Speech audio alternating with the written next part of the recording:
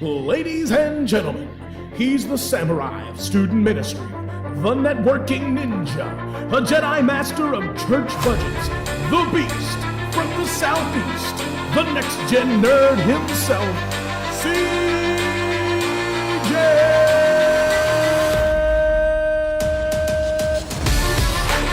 What's up, nerds? Welcome to the NextGen Nerd Podcast. I am Merlin's apprentice, the NextGen Nerd, and I'm glad to have you join us as we talk about one of the worst-named cartoons, Unicorn Warriors Eternal. It is a fantastic show, so please do not tune us out because it sounds dumb. It is an emotionally deep, character-driven, well-told story that can be enjoyed by both dad and kids. That's how I tested it out. I watched it with my kids. They really enjoyed it, and I thought it was a great story as well. We're talking with my buddy Cole Johnson. When I put these topics out, he jumped on that one real quick. That's what I want to talk about because this cartoon is by Genndy Tartakovsky. I always mispronounce his name. But he has brought us Primal, he's brought us Dexter's Laboratory, Samurai Jack. He's brought a lot of wonderful stories, well-told stories, artistic stories in the animated format, and this is kind of his latest creation, and so I encourage you to check it out with us as we talk about it. But before we jump into that, I want to give you a couple recommendations. If you say, I'm not sure if this is for me, well, I'm going to give you a few recommendations. If you like these recommendations, you'll probably like this story as well. If you like the story, if you listen to it and watch the cartoon and like it, you may like these things as well. And so really, this cartoon that we're watching follows a team of three. You have a brute who is in love with a girl who has emotionally charged magic, and their third wheel friend, who is a more intellectual, more pacifistic, Zen-like character. And so, of course, I'm going to go ahead and recommend Hellboy. This is I'm recommending Hellboy with Ron Perlman. Hellboy follows the title character, who is a trans-dimensional being. He comes from one dimension into our dimension and is sent here for evil, but is nurtured by his father and becomes a flawed and unconventional hero who ends up with this team of three, Liz and Abe Sapien, trying to save the world. So I would encourage you to check it out. If you have watched Hellboy and you're like, oh, I love Hellboy, I'll have to check this cartoon out, and you're looking for maybe something else as well, I just recently read the first giant robot Hellboy comic. Basically, Hellboy's brain is put into a giant robot to fight off like kaiju, like Godzilla and giant monsters. Check it out. It's pretty sweet. Check that out. If you don't like either of those, that's cool. You may still like the cartoon we're talking about, so stick around. But if you have something you're reading, watching, playing, listening to that you want to recommend me to check out, I would love that. So you can leave me a message here on our YouTube. You can send me an email, nextgennerdpodcast@gmail.com. You can find me on the street. Whatever you need to do, let me know what you're enjoying so I can enjoy it as well. That's one of the big parts of this show is enjoying what others enjoy, which is why we share what we're into. So please do that. Other than that, the only thing I can think of before we start the show, shout out to my classes, my math classes. They always say, hey, can you say hello to us on your show? Here it is. Hey guys, glad you guys are watching and hanging out. Hope you enjoy this show as well. I think that's everything before the interview. So without further ado, let's get nerdy. Well, like I mentioned at the top of the show, I am here with my buddy Cole Johnson from high school. Cole, how you doing, man? I'm doing well, brother. I'm doing well. Thanks for having me. So you escaped Florida, ran to Buffalo, New York, and I don't get that move at all, man. I love it here. So what's it like having snow and like being trapped during snow times? It stinks. We had a blizzard that happened last year. I think it was like December, January time frame. Okay. And, it was probably the worst. Like, I'd rather be in Afghanistan dealing with Afghanistan.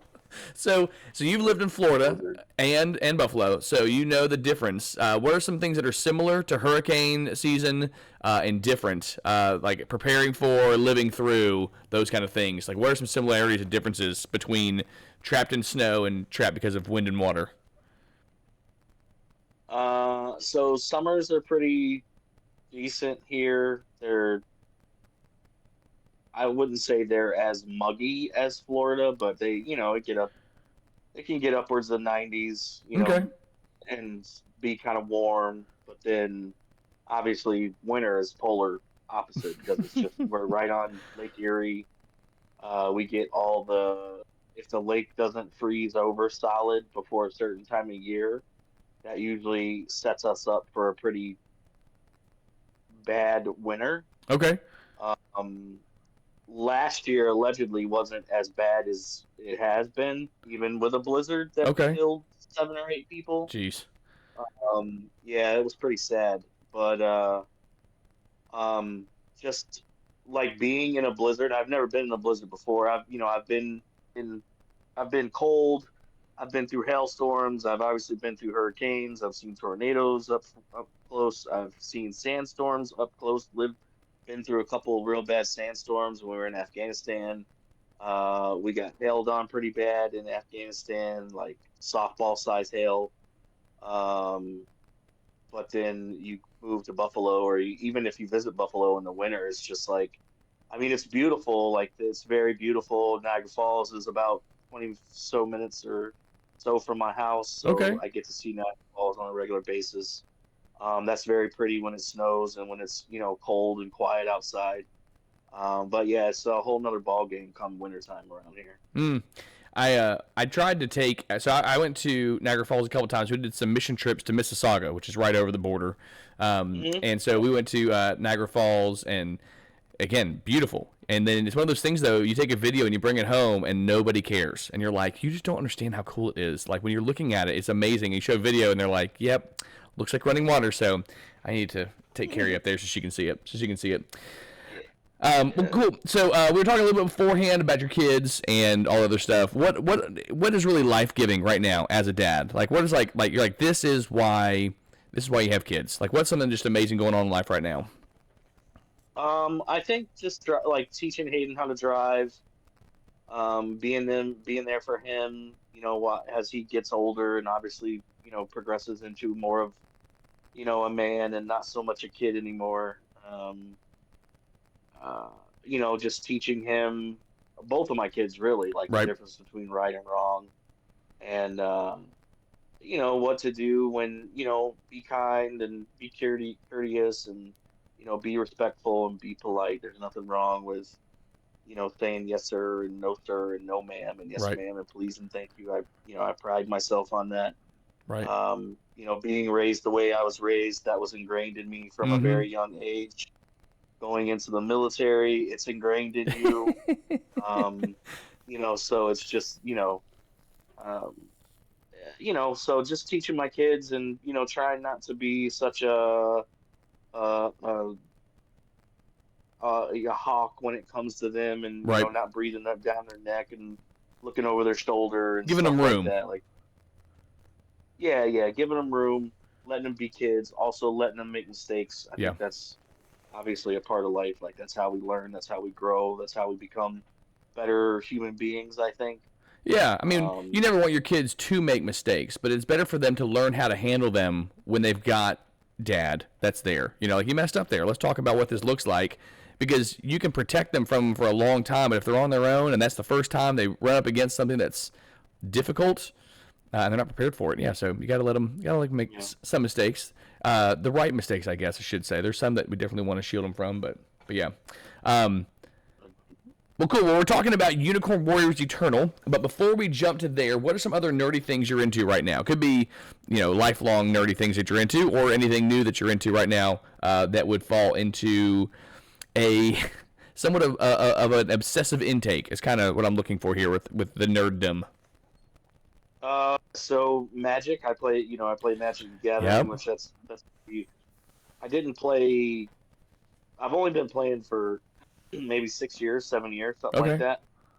And but I buy Magic cards quite frequently. I haven't bought any lately, but when there's a good set out, I'll spend $200-300 on Magic cards. And, you got to kind of pump the brakes sometimes. So.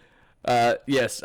Listen, my wife tracks our purchases, and so she'll ask, like, what was this $37? That was more comic books. Sorry. I'll work on that. I was listening to a guy talk about Magic the Gathering. He was going on a trip with several guys somewhere on a plane, and he had all his decks in cases in his suitcase. And I didn't know this, but those plastic coated cards in a box, a deck of cards, looks like plastic explosive. Like the density and the shape of it looks dangerous, and so they have to check them. Well, so they pull these decks out, and I guess he had them in a very specific order. And so the TSA guy pulls it out, and he's like, whoa, whoa, whoa, be careful with that, be careful with that. And the TSA was like, out, let's go. We're coming down this room. We're looking at all these things. And he's like, maybe that wasn't the right choice of words I could have used there to describe the yeah.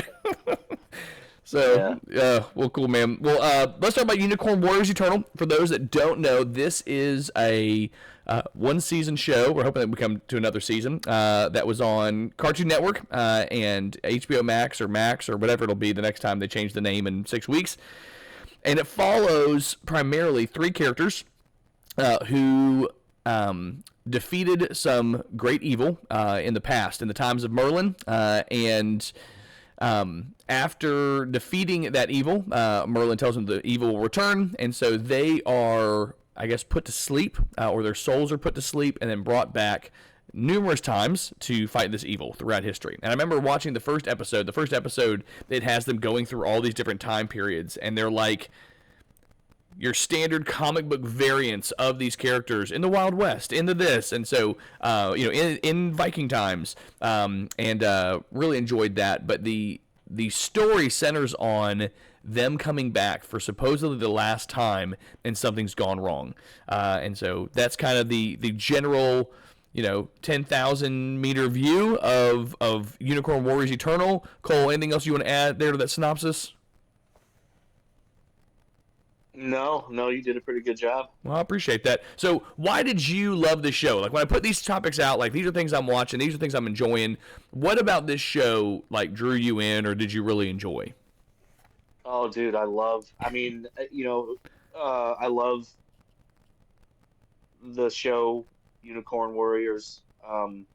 But I think what drew me into this the most was because it was obviously, it goes back to like Samurai Jack, right? Which he did as well. Yep. And then even Primal.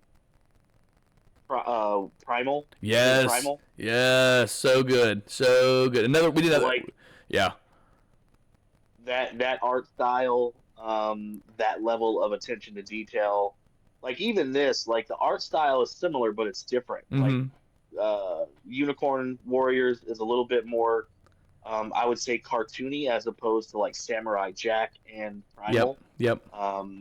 So I like that. I like the kind of like old school, kind of like Bugs Bunny, Daffy Duck, that type of animation style. That's true. I didn't notice that. You're right. That is kind of the look. Yeah. So I mean, I just anything that dude does, like, is amazing. Yeah, I think it's Tartakovsky is his last name. But he also did Dexter's Laboratory, which was one of my favorite cartoons. Like all through middle school, like I watched that thing on repeat all the time.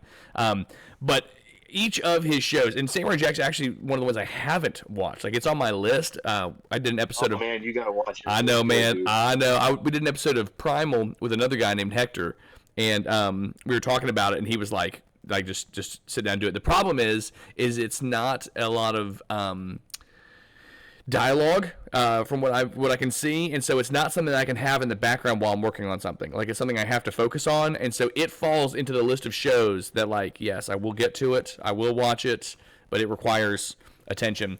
I really enjoyed. Yeah. I enjoyed, like I said, the concept of variance at the beginning. I really wish we would have seen more of that throughout the show, but I'm okay. I'll be okay. But the Victorian steampunk look, very much character-driven. Like Primal and this, and Dexter's Laboratory for that matter, are all very much character-driven, character development at its heart, and will tell a story as well, which I really appreciated. Really appreciated those things. Funny enough, there's another, I can't remember if it's a show or movie, called Unicorn Warriors. And so when I was looking as a parent trying to see, like, is this appropriate for my kids? Because Primal is not. Like, it was, like, way too dark and gritty and violent for them. Yes. And a couple episodes that were pretty terrifying. And so I wanted to see what it looked like. Well, so when I was looking up Unicorn Warriors, not realizing that there's two different things. Unicorn Warriors is a much more naughty movie. And so like I'm reading the reviews and I'm going, oh, they definitely can't watch this. And I was like, well, let me watch an episode and see. And they're like, nothing that they had mentioned was in there. And so then I had to go back and look and realize, oh, never mind. This is okay. And so they all watched it with me. It was not Carrie's cup of tea, but the kids all watched it and enjoyed it. And then they were running around. Charlie would be Copernicus, and like Zeke or Asher would be on her back, and she'd be running around the house as Copernicus. It's just it was a heartfelt show. Is really what it was. It was a fun, heartfelt show, and so that was enjoyable for me. So I really liked it. This other question that was on here I had was, are you a fan of anything else that Tartakovsky's done? And yes, you are, because it's all great stuff. Like it really is really enjoyable. And so Samurai Jackson, one I haven't watched, it is on my continue watching on HBO Max. I just haven't kept watching it. I watched like the first half of the first episode. I was like, yeah, this is gonna be really good, but I need to focus on it. So I'll come back to it. Couple theme questions here on the show. I put here, several of the episodes revolved around generational hurt, either not living up to your family's expectations or even trauma passed from one generation to the next. There was a lot of that, again, with, oh my gosh, the girl character, Maddie, was that the girl character? Melina, Melina. Where like, her parents, her vessel's parents were like very much, you need to be doing these things. And Eldred's elf family and him not living up to their expectations and all. So like, and then later finding out Melina's father being Merlin and all. Like, there's all these things that are generational hurt. And so, I wasn't abused as a kid at all, but there definitely were things that growing up, things that my mom and my dad went through that did get kind of passed to me, these expectations that were there. And so watching this, I definitely resonated with that idea. Again, my parents love me, care for me, all those things. Like, I get that. I'm not trying to paint them with a bad brush. But even still, even in the best of cases, like, that's the case. And that's something that I also look to with my kids. Like, am I pushing something on them that has nothing to do with them? So this resonated with me because of that. What about you? How did you feel with this, or did this resonate, this theme at all with you as you were watching? So yeah, it definitely did. I mean, obviously, how I was raised. I wasn't raised in the best of upbringings. I was, emotionally and physically abused most of my childhood. So, that whole, as you say, generational hurt, like, that definitely got passed on to me. It got passed on to my two brothers. And even, we were adopted by our grandparents, and they had their own kids of their own. Right. And that, all that stuff got passed along to their kids as well, and then passed along to us, because they were much older as when we came along, especially when I came along. They were, very well into their, 60s and 70s. So yeah, I mean, just like, especially with, the elf, not feeling like you're good enough, or not feeling like you will ever amount to anything, right. Especially no matter how good you do, no matter how much good you put back into the world, like, you always have that kind of negative, voice in the back of your head, like, oh, you're gonna mess up, you're not doing it right. So yeah, for sure, like, that definitely resonated a lot with me. And it was cool to see, like, like, real world problems in a cartoon. With elves, yes. With elves, yeah, and werewolves and stuff like that. Yeah. So, yeah. No, and again, a show that doesn't shy away from those things, gives a definite dimension to these complex issues and kind of how they dealt with it. And it was good storytelling in that, even though you can't always guarantee that you're going to live up to someone else's expectations. The point of that whole chapter in this story was that he didn't have to live up to their expectations, that he was made for what he was made for, and he was called to do what he was called to, and there was a right thing for him to do and a wrong thing for him to do. And even if that didn't line up with his parents' expectations. Like, that was what he needed to do. And of course, you can take this in any number of directions, but I think if I'm going to be a good dad and I have my ideas for my kids, there's got to be, I mean, you mentioned earlier, like giving them room. There's got to be a open hand. Like, this is really what I want for you, but you're going to have to make these choices. And my love for you should not be contingent on those things. Right. There's a phrase that I've tried to say to my kids often. There's two that come to mind. One is I love you and I like you. I like that phrase. I love that phrase because it's not just a compulsory I love you because I'm your dad, but I actually like being around you. Like, I like you right now. I want to be around you. But I also try to tell them that I love them because they're my kid, not because of anything they've done, not because of anything they bring to the table. But I say this to my son a bunch. I love you because you're my son, and that will never change. Like, that doesn't. If you decide, I mean, as a Christian, I want my kids to have that same faith. But if my kids walked away from that, I don't want them to feel like they couldn't come to my house and couldn't be part of my family. I don't want them to feel like, or whatever. Fill in the life decision that they have. Like, I don't want them to ever feel like I can't go and be there because I'm not welcome. And so seeing this family play that out, where Eldred didn't want to go home. I don't want to go home because my dad doesn't think I did what I was supposed to. And it's like, that is not where I want to be. Not where I want to be. Yep, agreed. There's a lot of good stuff in there. I think too, the idea of being honest with your kids towards the end of that story, when we start seeing the flashbacks of Melina as being honest with your kids, and there's shielding for an appropriate time, but being honest. There was just a lot of really good heartfelt things in there that I thought was well told story. Which is funny. The first thing I knew him for was Dexter's Laboratory, and there was good stories there too, but there was nothing at this level. Yeah. Dexter's Laboratory is like the child version of this show. You know what I mean? Like, yeah. I got a lot of the. I got in a heated discussion with a family member of mine. Not heated, but they were saying that that we've pushed the infantilization, basically making adults infants by like the way that we consume animated material as adults. Like, that's for children. And I just had to smile. I'm thinking, you're not watching the same cartoons I'm watching. like again, Primal and this and Unicorn Wars Eternal are two excellent examples of just beautiful storytelling, well done storytelling. And yes, it's an animated medium, but I don't think that live action could do either of them justice. No. There's just I mean, there's things that you can do with animated shows that you can't do with live action. Yeah. You know what I mean? Like, I'm not a big fan of people that try to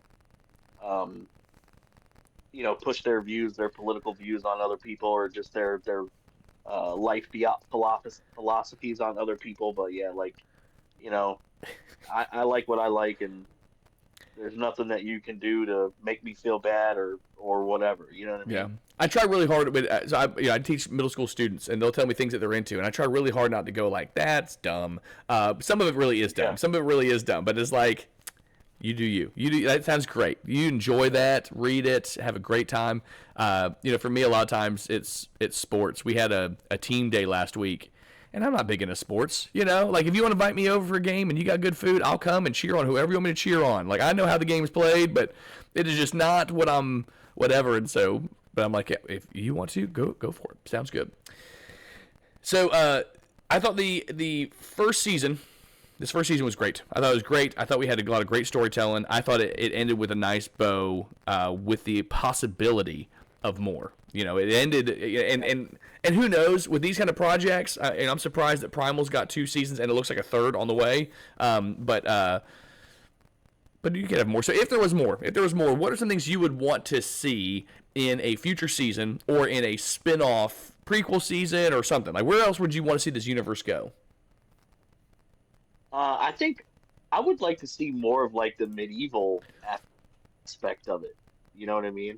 Like what drove Merlin to, kind of go down the path that he did. And this is kind of like a twist on Merlin, because in certain lures and stuff like that, Merlin isn't considered a good wizard. Mm-hmm. Yeah. Whereas this one, he kind of borderline, like Right. he's kind of like the Deadpool, like the anti-hero kind of this universe. Breaking all the rules to do some good. Right. So I would like to see a little bit more of that. I'd also like to see a little bit more on I can't remember his name, but the werewolf Yes. guy. Yep. Her love interest. Her Winston. fiance or Winston. whatever. Yep. I'd like to see more about that. Yeah. Like is obviously he's able to control himself, right? But why is he able to control himself? Why is he not like this bloodthirsty animal? Is it because his soul is clean, or is it just because he is intelligent enough to know that he's not some primal beast? You know what I mean? So I would like to see a little bit more of that. Yeah. No, I'm with you on there. I mentioned earlier I really enjoyed the first season, seeing the variations of them.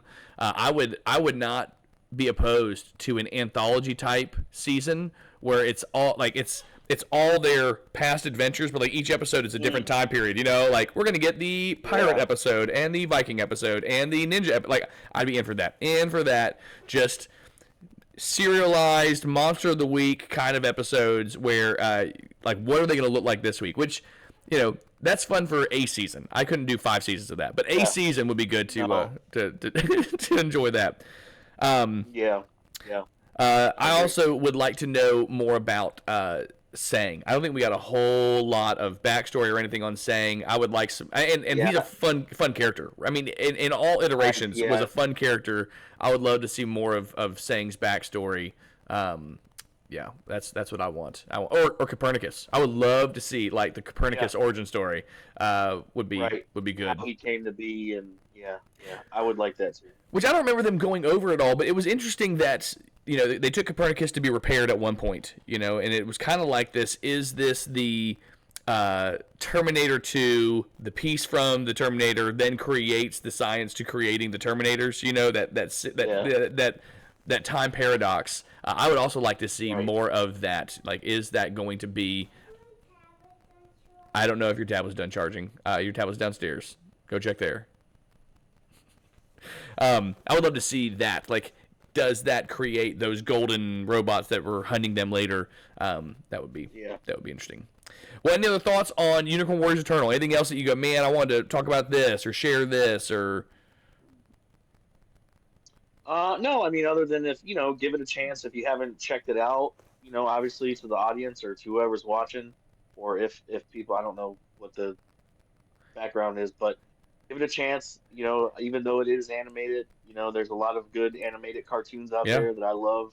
It's 10 30-minute episodes. Like, it is not a huge commitment. Right. You can breeze through it while you're folding laundry. You don't really have to pay attention to it to get the story, because it's all pretty. It's pretty linear. It falls into a certain order and it makes sense. So just watch it, give it a go. If you don't like it, then don't finish it or whatever. But hopefully some people will get good things out of it, like you and I have gotten. Yeah, it was good. I also think that just having your don't have any real expectations for it. Go into it with as a blank kind of canvas, and go from there.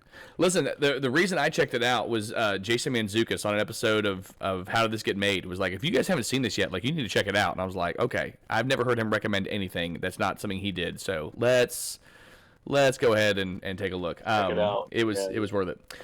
Well, let's do some Would You Rathers. Let's kind of dig into this a little bit, put ourselves in the shoes of the characters here. So I've got 1, 2, 3, 4, 5 of these. So the first question, Sang's magic or Melinda's magic? Sang's magic. Or Melinda's magic. Now, for those that don't know, that was the show. With Melinda. Yes, Melinda has kind of a projectile and able to fly and things, whereas Sang's is much more like astral plane, temporal. Think like Scarlet Witch versus Doctor Strange. Yeah. Those are kind of the poles there. So you say Sang's magic, the astral plane, Yeah, I like that. I like that. No, Melinda. Oh, you said Melinda. Melinda. You said Melinda. I was gonna say the same thing. Like both can fly. Both can fly, but one looks like a much more aggressive flying, and that's what I want. I don't want the floating flying. I want the like I'm going for it flying. And Right. the ability to shoot things out of my hands, yes, like I like that as well. Yeah, I picked Melinda's magic. Now, Sangs was super helpful, but not my thing. All right, so you can take one character as a sidekick, including Merlin, Winston, and Copernicus. Who are you taking as a sidekick? I think I'd have to take Winston Okay, as a sidekick. that's a solid choice. Why Winston? I don't know. I think he seems like a good person. You know what I mean? Okay. Like it seems like his heart is in the right place. I think if he was put into a position where the difference between wrong and right, I feel like he would choose the right thing, even if it meant like him sacrificing himself for the better of the world or the party or whatever the case may be. Yeah. Looking at the characters, thinking about the characters of the show, Winston's a great choice. I think Merlin would be a terrible choice. He would always do what he wanted to do. Like he's a terrible sidekick. I think Copernicus, while very much a good utility, I would get bored listening to a whistle over and over again. Like that would be a little bit much for me. But of the three, I think Sang would be a good time. I think he'd be a good hang. Just like let's enjoy ourselves. Let's eat some pizza. That's going to be a good. Like I could see myself enjoying being around Sang for the long haul. Like I can see that, and when we get in trouble, we'll just zip into the astral plane and be good to go. So, Right. I think that would be good. Like I said, I think Winston's another good one. A good point that he would be a sidekick rather than dragging me around. Melinda's dragging you around, Eldred's dragging you around, Merlin's dragging you around, Copernicus is dragging you around. Like you're my sidekick. Like I want you to do what I want you to do. I think those are probably the better options. All right. So, would you rather be a cursed werewolf like Winston or a subservient robot like Copernicus? I think for me it's super easy. I would like to be a cursed werewolf. Like Listen, you've been talking about Winston the whole show. Like I'm like, if he doesn't pick this, like he's been lying the whole time. Yeah, no. Okay, all right. So the drawbacks there obviously are you are a werewolf, so you have to be careful there. Even if you have control over that, it's a good callback to what you were saying earlier. Like, why does he have control? Like, would you and I have control over that, or you and I both have tempers. Like we don't see Winston with a temper. Like is that because like when we pop off? Like is this going to be a bad news thing? I don't know. Right. Have you seen what was the show? There was a werewolf, a ghost, and a vampire. Being Human was a TV show they ran for a few seasons, and there was a guy who was a werewolf, and he ended up turning his girlfriend to a werewolf on accident because he lost control and bit her and all those other things. Yeah, it's pretty good show. It's got a good cast. Sam Wentworth, who did who was the guy on Star Wars Force Unleashed that played that character, and he's been on several other things as well. He played the vampire. He voices Darth Maul. Yes, yeah, he voices Darth Maul. So he plays the vampire, and then Starkiller. From, yes, yep. Star Wars Unleashed or whatever. Yeah. Yep. Okay. And then the werewolf, I can't remember what he's been on, but he looks like Michael Cena from Juno and from Arrested Development. Like imagine that character as a werewolf. Like that's really very similar, very timid. Yeah. Anyways, it's a good one. It's a good one. Being Human. There's a British version and an American version. I didn't watch the British version. I'll check it out. I've never heard of it. So looking here, again, I don't know that I would want to be a subservient robot. I am too much of a strong personality to just, my only job would be to follow you around and be your boat, and I don't think I could do that. So I'd have to go with Winston as well, but I would be very nervous about what that would mean for when I did lose it. But I think, and to werewolf kind of be fun. I think it'd be fun, especially if I can control it. It'd be a lot of fun. Yeah.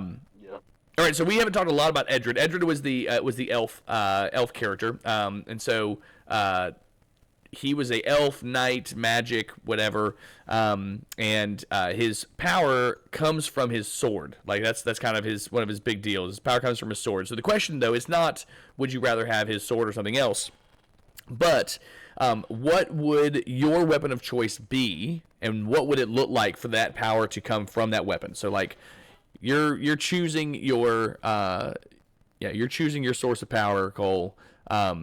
What are you picking? Like, what are you going with? I don't know, man. That's kind of tough. I think I would like, I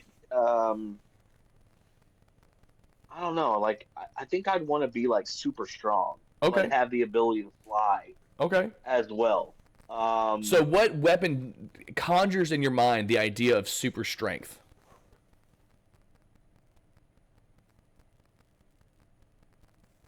This is gonna sound very like cliche It won't. and It's probably the same. Marvel, but I would say like a hammer. Yes. Yeah. Yeah. Do you You know? want like a Thor's hammer, or do you want like a two-hand sledgehammer? Like, or a Ooh, let me pull it up. I kind of like so Stormbreaker, Mm-hmm. the kind of axe, Yeah. kind of like half sword type thing, like or hammer, Mm-hmm. axe half hammer kind of thing. I think I would like that the most. I was thinking But too not of like. made from Groot. Not made, not like I don't want the handle like to be like made from Groot. Like I want I it got to you. be like it was in the comic book series or something like that. But yeah, I would probably say a hammer or maybe some type of like helmet Okay. that grants you these type of powers or something like that. I'm reminded of another character that I liked, Bruner Battlehammer, and he had a giant warhammer he would use as well. It was like a two-handed, huge-looking thing that also reminds me of strength. That'd be good. And so that would generate your strength. And so so what does that look like? What does that look like when you channel that power? Is it like flame coming off your muscles, just steam? Like what does that look like, man? I'm asking you these questions as I'm thinking of my own answers, so I'm just stalling for time, is what I'm doing. Yeah, no, it's all good. I think, yeah, steam. Like have big bulging, freaking biceps and just be like. So like you do look now, out. yeah. No, nah, dude, I'm not that big. But just being like. And just kind of like, I guess, kind of like Hercules. Like Hercules was this, god, like person, phenomenal physique, and just able to, just do things. Yeah. Like. There was nothing that he couldn't do, or whatever. Just it's like with like Thor, like or most superheroes. Most superheroes. There's a positive thing to being a superhero, and then there's there's drawbacks that to, being a superhero. Flaws to deal with. Yeah, flaws. Yep. So again, any weapon you pick is cliche, man. If you were to pick a katana, I'd be like, okay, all right. Do you have silk dragon shirts as well? That is going to be part of your character. So I mean, like anything you pick is going to have those things. I think for me, I would probably take probably a couple like a hand axe, like a couple hand axes. Like that would probably be it. And again. I'm just calling out just random movies, dumb movies, great movies. The Last Dragon, Barry Gordy's The Last Dragon. I don't know if you've seen this one or not. So good with Bruce Leroy. It's a black guy who learns kung fu. Oh, yeah. I've catches seen it. catches bullets with his only teeth, seen it, like, and once. he's doing this. Oh, we watch it like on a yearly basis, man. I love that movie. That would be it. It would be like a red glow. Like that would be like no, don't mess with me. Like this is definitely not going to end well for you. So that would be that. Although the last question I have on here for us, the different characters had different color magic. Sangs was kind of an orange. Edward's was kind of like a greenish teal color, and Melinda's was like this purple. So, like, what color would your magic be if you had magic, and what would that kind of look like? What do you think it would look like? I'm partial to blue, so I would probably have to say blue. And I don't know. I mean, I think it would like kind of radiate off of me, like heat radiates off something hot, like steam or something like that. Yeah. Like, and maybe depending on how, I don't know, maybe I get stronger as I get madder, or whatever. Maybe it like intensifies, kind of like Liz from Goku Hellboy. and like, Oh, that works too. Yeah. Dragon Ball when they go Super Saiyan. Yep. They're, that flame. Or when they go Super Saiyan, it's gold, right? Mm-hmm. But then whenever they go Ultra or God or whatever, it's blue, and then I think it goes red or something like that. But yeah, like just kind of like, I think it would kind of like surround my whole body. Yeah. You know what I mean? Yeah.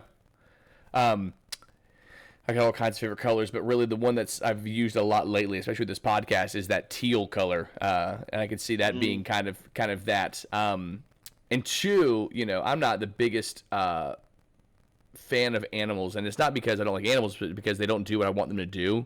But if I had the ability to, I'm thinking like